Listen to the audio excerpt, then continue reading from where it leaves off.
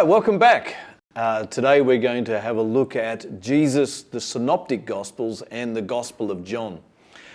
What we're attempting to do today is to introduce you to the academic study of the life of Jesus and the four Gospels. So what this is going to involve us with is an examination of how scholars have gone about the task of trying to reconstruct the historical life of Jesus of Nazareth in his first century Palestinian context. But coupled with that, and for reasons that you'll see, it also involves the work of scholars to try and understand what the four gospel authors were doing as they were writing their gospels. And I suppose the best way to lead into this topic is to actually have a look at an example of the kind of thing that we're going to be exploring today, and that will give us a good feel for why scholarship goes in the direction that it goes to. So what I'd like us to have a look at is the event in Jesus' life to do with the cleansing of the temple. This is the event that you would remember in Jesus' life where he goes up to the Jewish temple in Jerusalem and is offended by the people who are selling goods and exchanging money, and makes a whip out of cords and drives the money changers out of the temple. This is known as the cleansing of the temple. It is one of the events which appears in all four Gospels. And what we notice is something rather interesting, is that when you have a look at what are known as the Synoptic Gospels, that is the Gospels of Matthew, Mark, and Luke, that those three Gospels locate the cleansing of the temple in the life of Jesus at the end of his life and ministry. In fact, the beginning of the final week of his life leading up to his crucifixion. But when you look at John's Gospel, you find that John locates the cleansing of the temple at the beginning of Jesus' ministry. The thing that happens immediately prior to the cleansing of the temple is, in John's Gospel, is the turning of water into wine. So this raises the rather interesting and important historical question. When in the life of Jesus did the cleansing of the temple occur? And if you're an academic historian wanting to reconstruct a biography of Jesus' life, one of the things that is really important to you is the sequence of the events, because one event is going to influence or lead to the next event. And so if you're wanting to understand Jesus' life historically, you want to get the events in their right sequence. So this poses the question, when did the cleansing of the temple occur in the life of Jesus? At the beginning or at the end? But this also poses a bunch of other questions. Why is it that John has it at the beginning, and why is it that the Synoptic Gospels have it at the end? There's obviously something going on with the way that the four Gospel writers, also known as the evangelists, went about the process of writing their Gospels. How should we understand what it is that they've written, and how can we use what they've written to reconstruct the historical life of Jesus? That's the kind of topic that we're engaging into today. And the study of the life of Jesus historically and the studies of the Gospels is something that has been a focal point of scholars for at least the last couple of hundred years, and especially since the European Enlightenment. And many of those ideologies and currents are going to figure into and make an appearance in the way that the life of Jesus and the four Gospels are actually studied. So in order to get us started on this one, we need to pose the question, what kind of literature are the Gospels? What actually are they?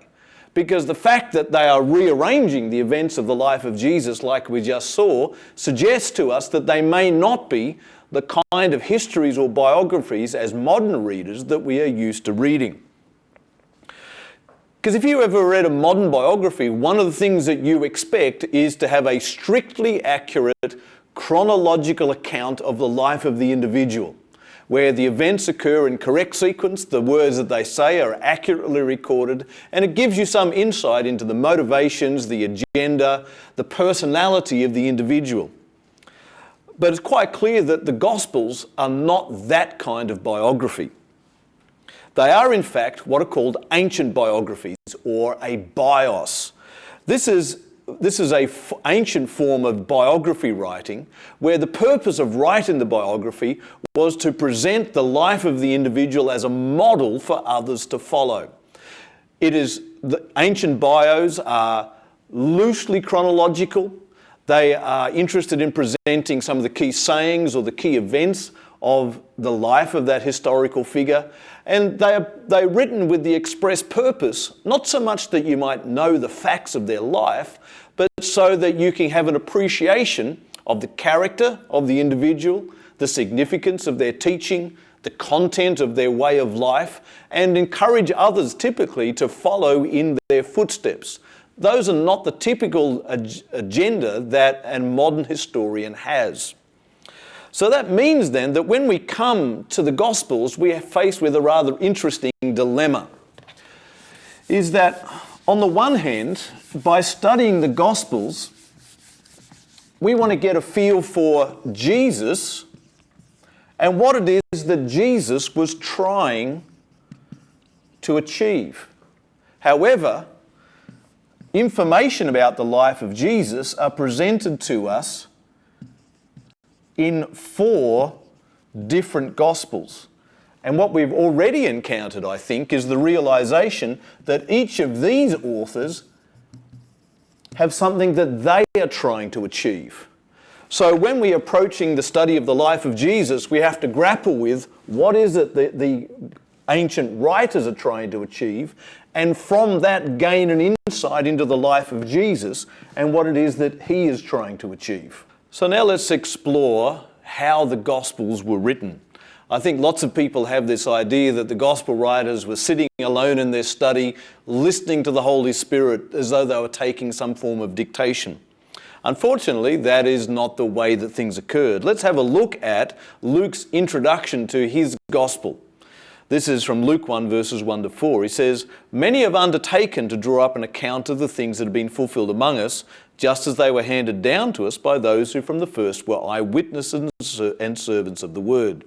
With this in mind, since I myself have carefully investigated everything from the beginning, I too decided to write an orderly account for you, most excellent Theophilus, so that you may know the certainty of the things that you have been taught." This gives us an insight into Luke's process by which he went through in order to write his gospel. And here are a few components that I'd like to draw your attention to. The first and probably the most important thing to draw your attention to is what is known as the oral tradition. Luke makes mention to things that have been handed down to us from those who from the beginning were eyewitnesses and ministers of the word. Now, in other words, the 12 disciples. And so Luke is accessing this tradition, this oral tradition that was handed down. And what we understand is going on here in this oral tradition is that the events and the sayings and the parables and the stories of Jesus' life were broken up into individual components and handed down from group to group, church to church, generation to generation, orally in individual components. And those individual components were used in the life of churches as part of their worship, as part of their teaching, as part of their instruction of new believers to form their communal life together. Now, when we talk about oral tradition, modern readers get rather skeptical because we've all played that game where a message is passed on from one person to the next secretly by whispers, and we've seen how the message changes. However, ancient oral societies are not subject to that kind of vagary. Let me introduce you to a model for oral cultures developed by the scholar Kenneth Bailey. He observed Middle Eastern cultures at work and how they transmitted their traditions. And on the one hand, he noticed one set of practices where the passing on of stories was informal and uncontrolled. That is like the sending of rumours. On the other extreme, he had those examples where it was very controlled and very formal, and that is sort of the process by which rabbis or even Islamic scholars go through to memorize their scriptures. But in the middle is the way that stories are passed on within the life of the community, gathered around the fire at the end of night and sharing the stories, and those are transmitted in a controlled but informal way. Now, someone would tell the story and other people in the community would say, "Hang on, you've got that wrong. Yeah, you've said that right. No, you've missed that detail. And so the stories or the traditions take on a standard form. And that's probably the best example we've got of how the traditions about Jesus were handed on orally in the first generation or so of the church.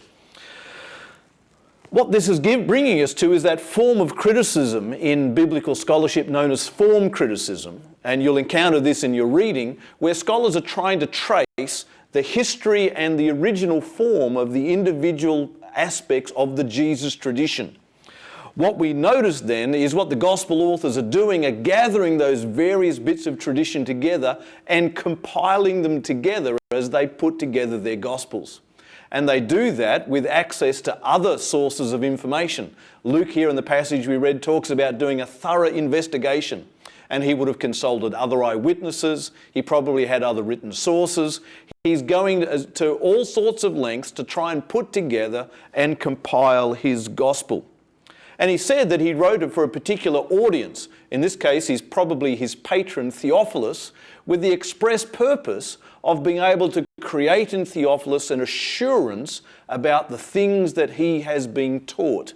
So Luke is doing all of this to strengthen the faith of an individual and possibly a gathering of a Christian community around that individual.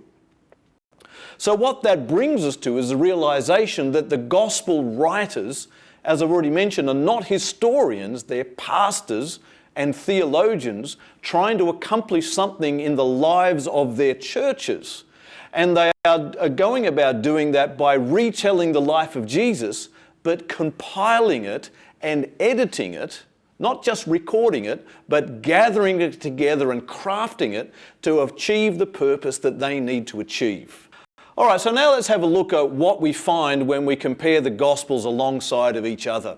This is a way that scholars have analysed the Gospels since the time of Eusebius in the 3rd and 4th century and Augustine in the 4th and 5th century. And what we discover when we put them alongside each other is that there's broad agreement about the details or the sort of the flow of Jesus' life. But when you drill down to the finer details, you find all sorts of remarkable and, to be honest, quite startling differences. Let me give you a bit of an idea of the kind of differences that you find. We've already explored one of those, which is the fact you get different chronologies, different sequences of events in the life of Jesus. We also, for example, get different events and sayings occurring in different Gospels. So, for example, the parable of the Good Samaritan and of the prodigal son only appears in Luke's Gospel, whereas the raising of Lazarus only appears in John's Gospel. The Sermon on the Mount only appears in Matthew's Gospel.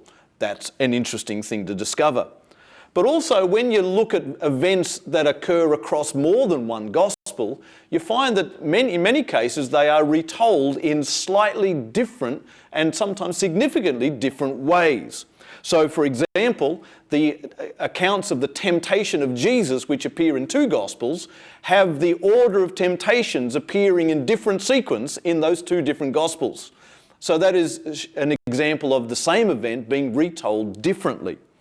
So what are we meant to do with that? What can we conclude from that kind of feature of the Gospels when we compare them to one another? Many modern historians just therefore dismiss the Gospels, saying these Gospels are not of any historical worth because of the way that we find them to be. However, more sensitive scholars want to explore what's going on with the way that the Gospels were written and why they're written, and to try and to explore and explain what is going on in each Gospel writer's head that is shaping the way that they're writing them. And this stems from the understanding that the Gospel writers are not historians. They are not approaching this with the eyes of a modern historian. They're not just interested in telling the facts. They are theologians and pastors who are writing an account of the life of Jesus to an audience of faith, to help them live as disciples of Jesus.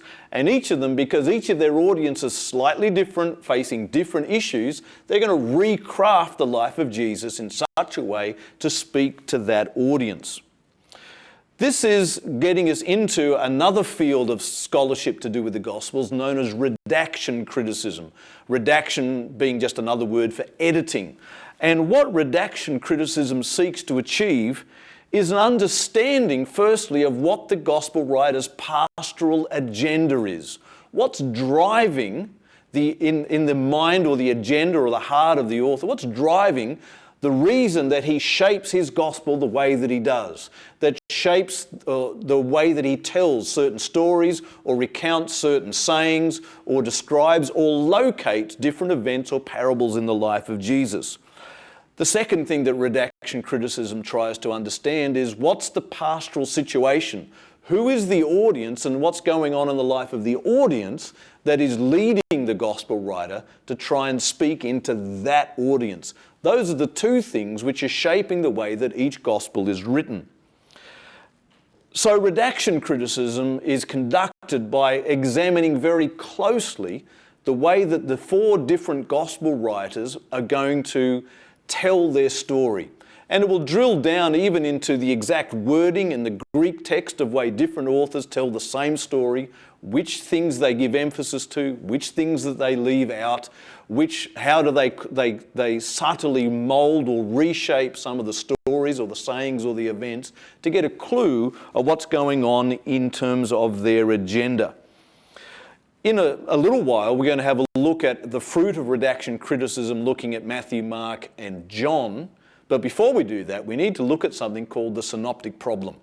The synoptic problem is involved with examining the way that Matthew, Mark, and Luke share content, or the way that they go about depicting the life of Jesus. If you have a look on the slide here, we'll get to sort of the heart of what this is about. As you can see here, Mark's Gospel contains 661 verses, Matthew 1,068 and Luke 1,149.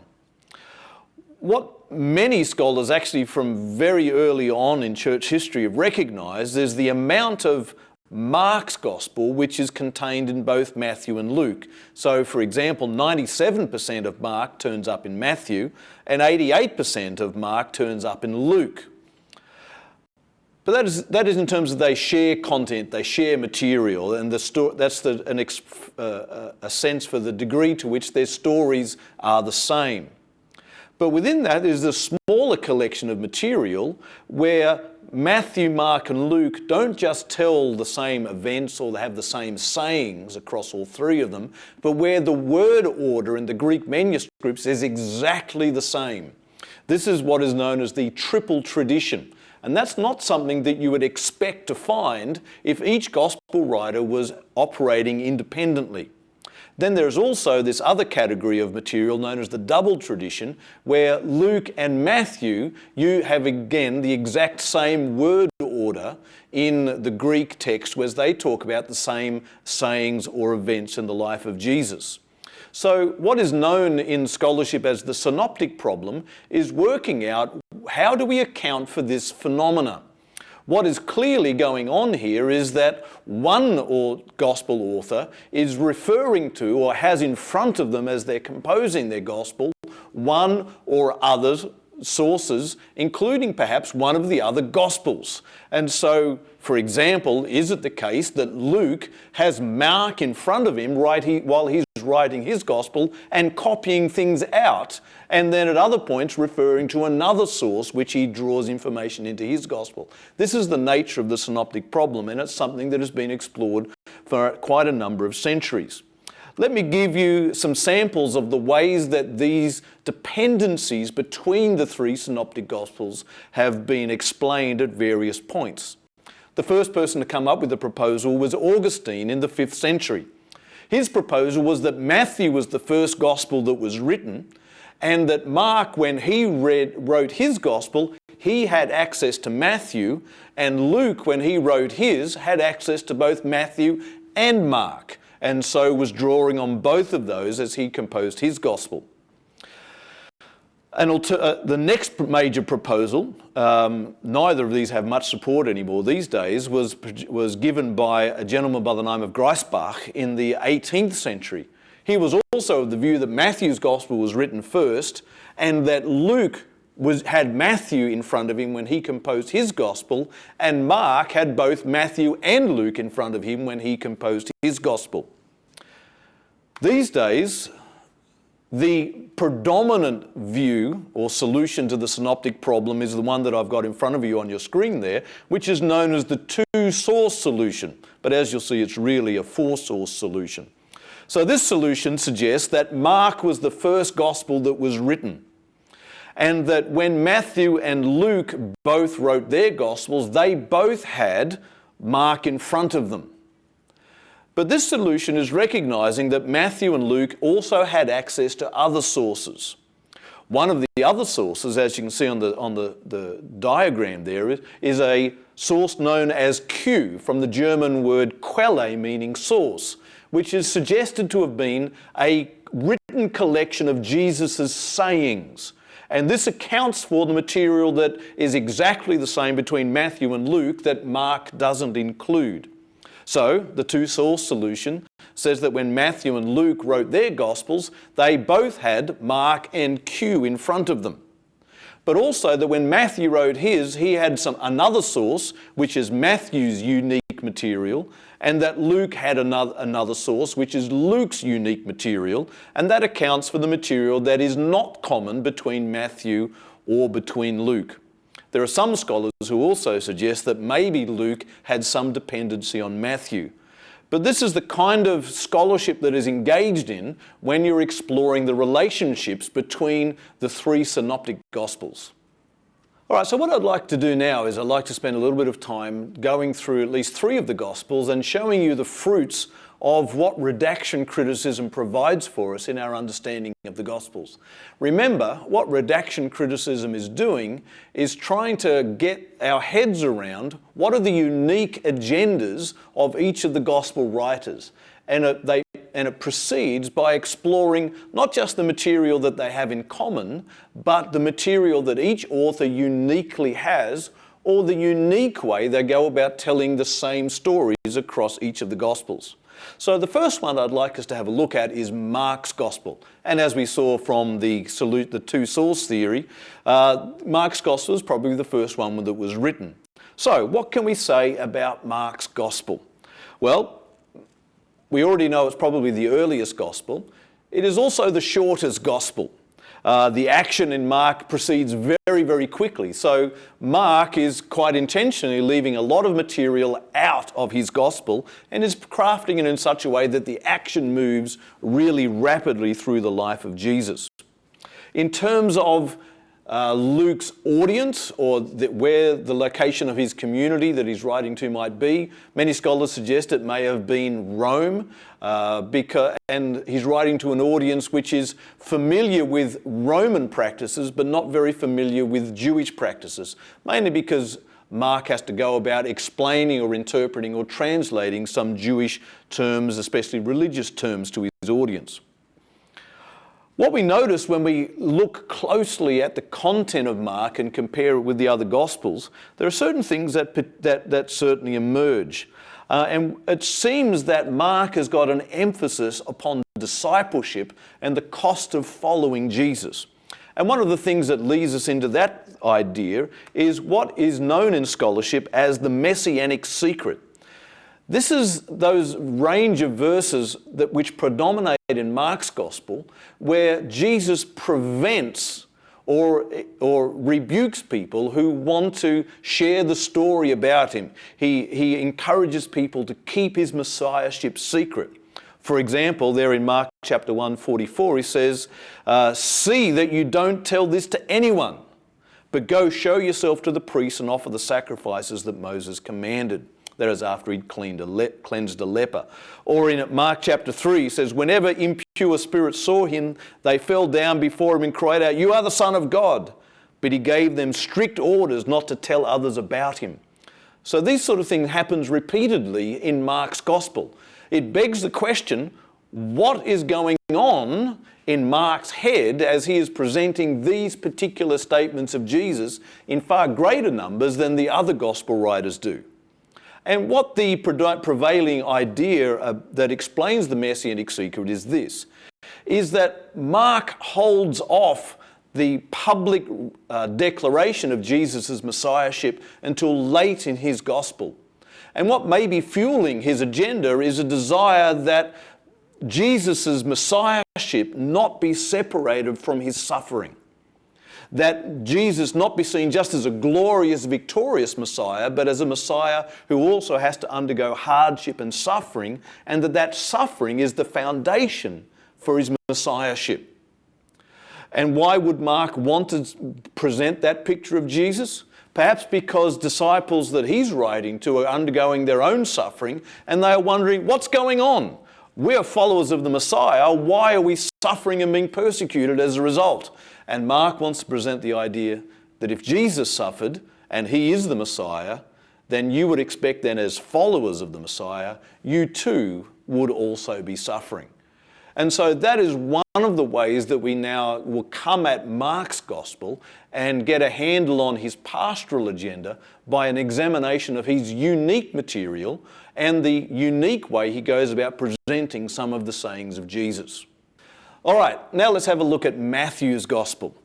And Matthew also has got a lot of unique ways that he goes about telling the Jesus story and a lot of unique material. It seems, for example, that Matthew's audience is particularly familiar with Judaism.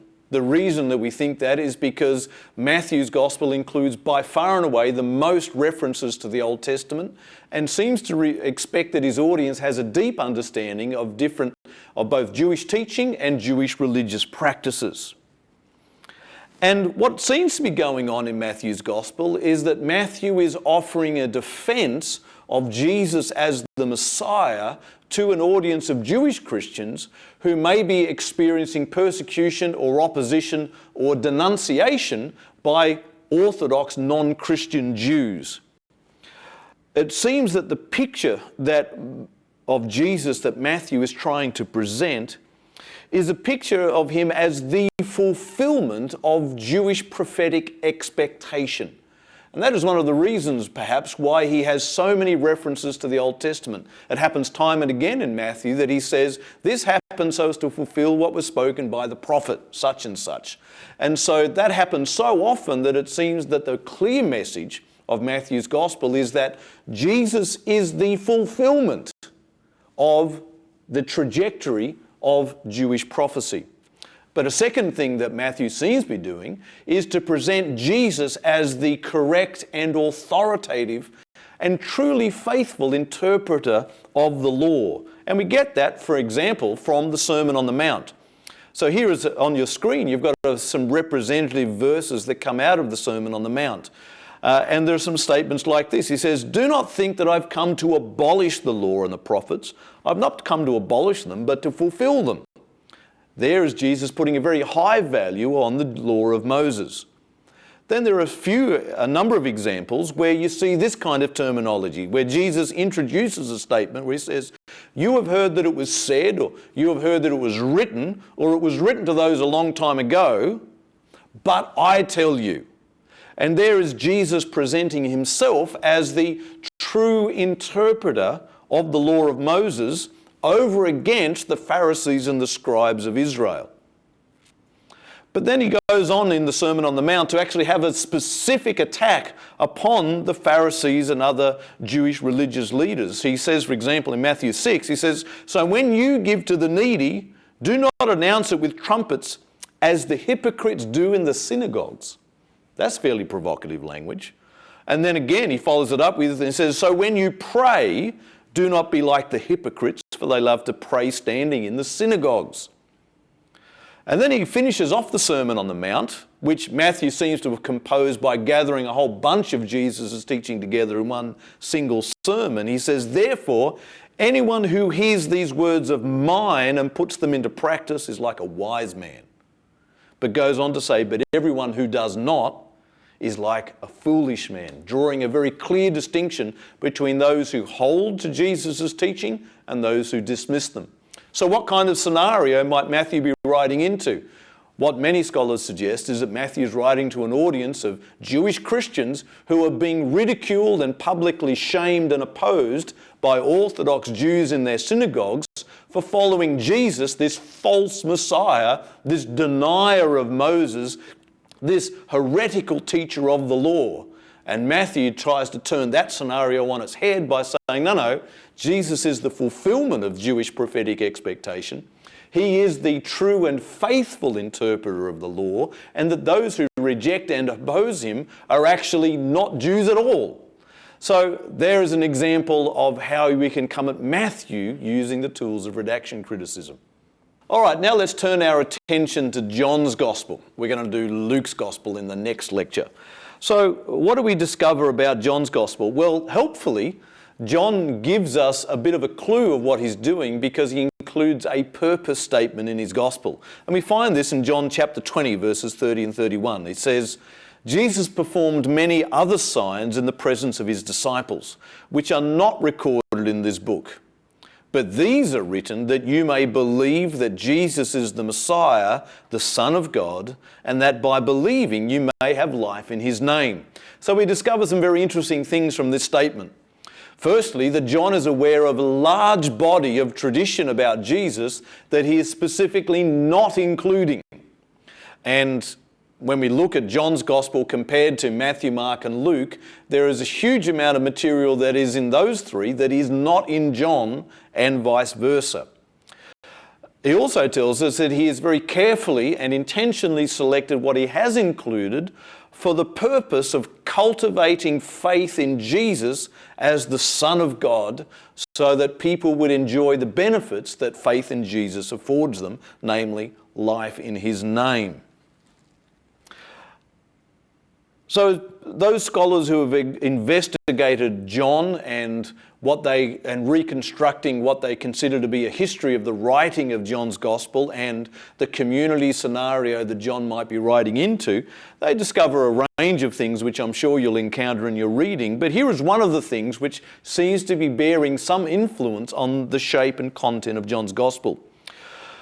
One of the issues in Asia Minor, which is one of the Roman provinces that the church had moved into predominantly through the ministry of Paul, one of the issues which became perplexing for the church in the later part of the first century was the rise of a heresy known as Docetism. Now, Docetism is the view that Jesus, the Son of God, the Messiah, was indeed God, but it struggled with the idea that Jesus was God in the flesh, that Jesus came in actual human flesh, and especially it had problems with the idea that Jesus suffered in the flesh. So it was developing a Christology which emphasized Jesus as God only, as being a divine being only.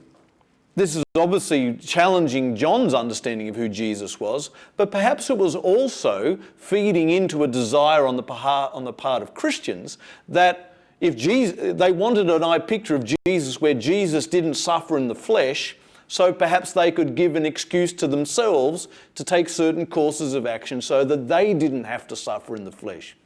But John presents a gospel of Jesus being thoroughly divine and thoroughly human, and that this divine being suffered in the flesh, that's the total picture of Jesus that his disciples and followers need to embrace.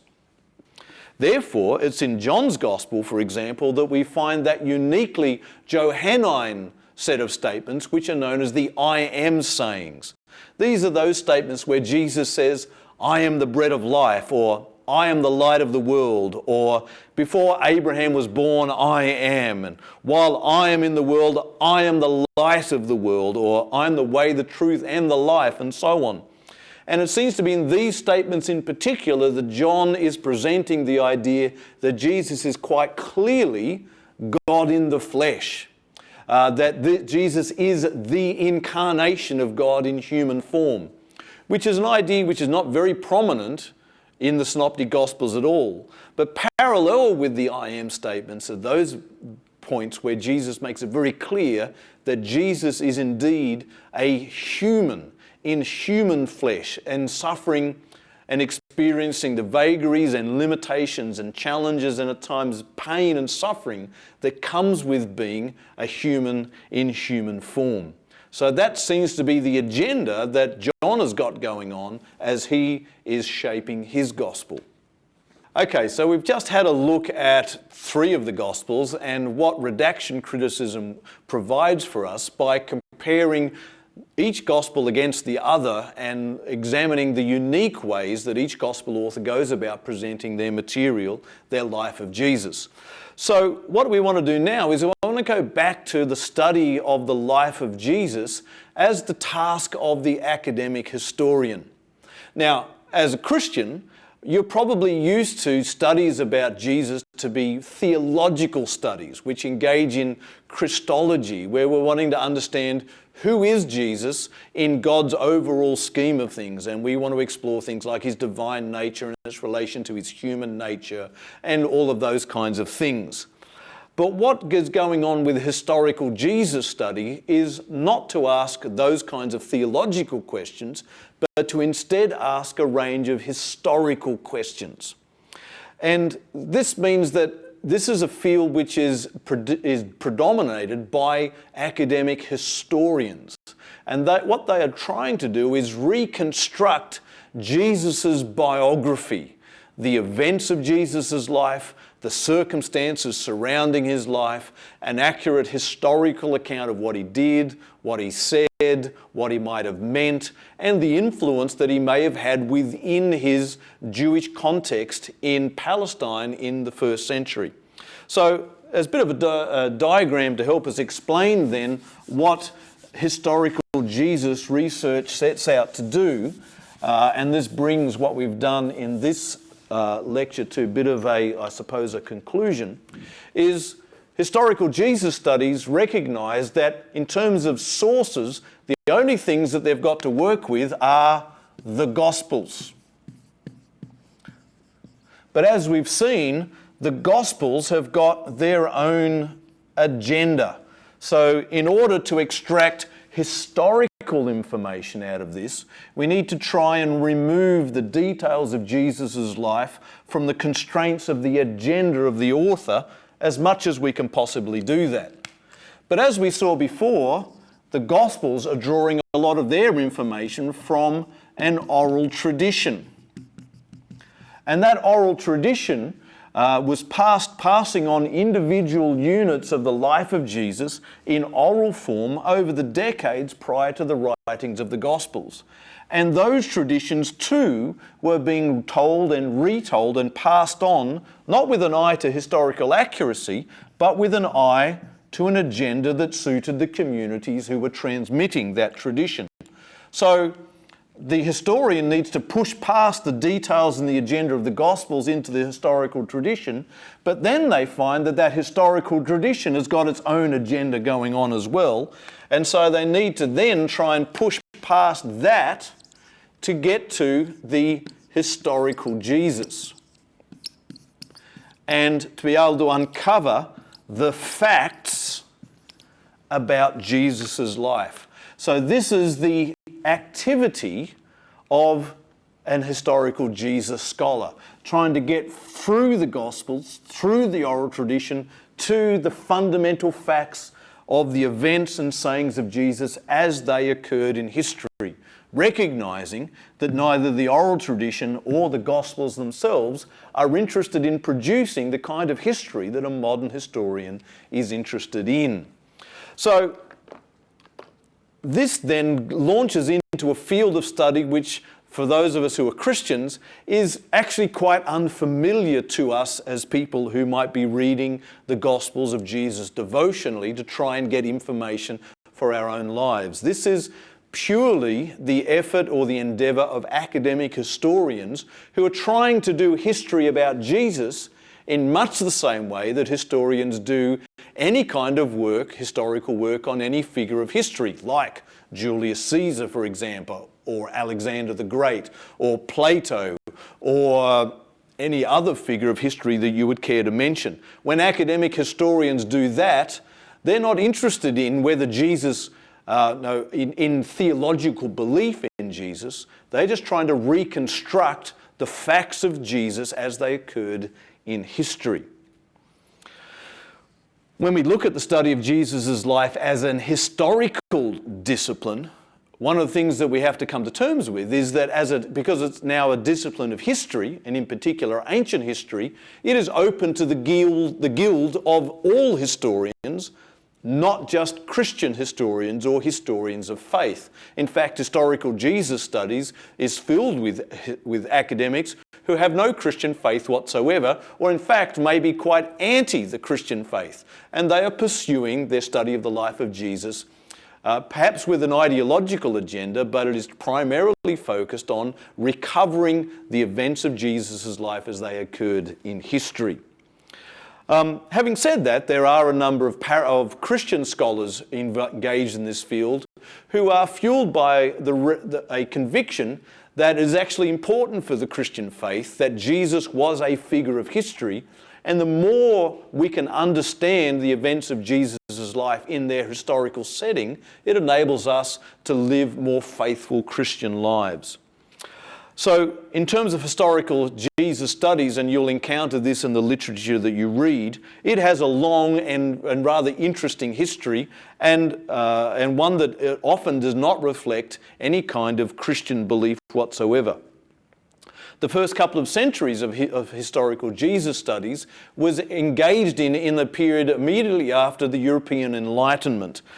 So the 18th and 19th centuries were fueled by the ideologies of that Enlightenment. And in particular, what it was seeking to do was remove those things out of the accounts of Jesus' life that were offensive to modern enlightened thinking. In particular, it wanted to remove the supernatural elements, wants to remove the miracles, it wants to remove Christian dogma. And what that means is that historians of that period were of the view that the way that Jesus' life was understood had built up layers of Christian and church dogma over the centuries, which they were trying to peel away to get to the historical core. In other words, those historians were contrasting the Jesus of history against the Christ of faith. The Jesus of history was the Jesus of Nazareth who lived and breathed. The Christ of faith was an artificial construct, as far as they were concerned, that had been built up by church theologians over the centuries. They wanted to remove themselves from the tyranny of dogma to do just history. Interestingly enough, though, what they ultimately engaged in was a sanitization of the life and the records of Jesus in such a way that it suited particularly 19th century tastes. They wanted to remove a picture of the historical Jesus, or that was presented in the oral tradition or the Gospels, that presented Jesus as a Jewish eschatological miracle-working prophet. They wanted to get rid of that picture. They wanted a picture of Jesus as a good, universal moral teacher. And unfortunately, they ended up reading the life of Jesus through their own ideological lenses. In recent decades, though, there has been a resurgence of historical Jesus studies, particularly fueled by the genuine historical agenda of trying to locate Jesus in his first century Jewish context. And in particular, what those kind of historians, and I'm thinking of people like N.T. Wright and E.P. Sanders and others like them, what they're trying to do is to understand there's Jesus of Nazareth in first century Palestine. He is obviously drawing a lot of his life and context and worldview and thinking and agenda from his background in Judaism, yet is also doing something different with that. But then once you understand what Jesus is doing, you can then try and understand how Jesus' life and his sayings and the events of his life then fueled the way that the early church thought about him. So they're trying to locate that whole process into its historical setting. It's into that kind of endeavour that you might encounter the writings of a group known as the Jesus Seminar, who are exceptionally sceptical about whether you can get any historical information from the Gospels or from the oral tradition. But they don't, although they are widely known, they are not hugely influential, so it's worth bearing their thinking in mind. Okay, so that brings us to the end of our class on Jesus, the Synoptics, and John. And what we're going to move on to next week is we're going to have a closer look at Luke's Gospel, and in particular how it relates to Luke's other work, the book of Acts. See you then.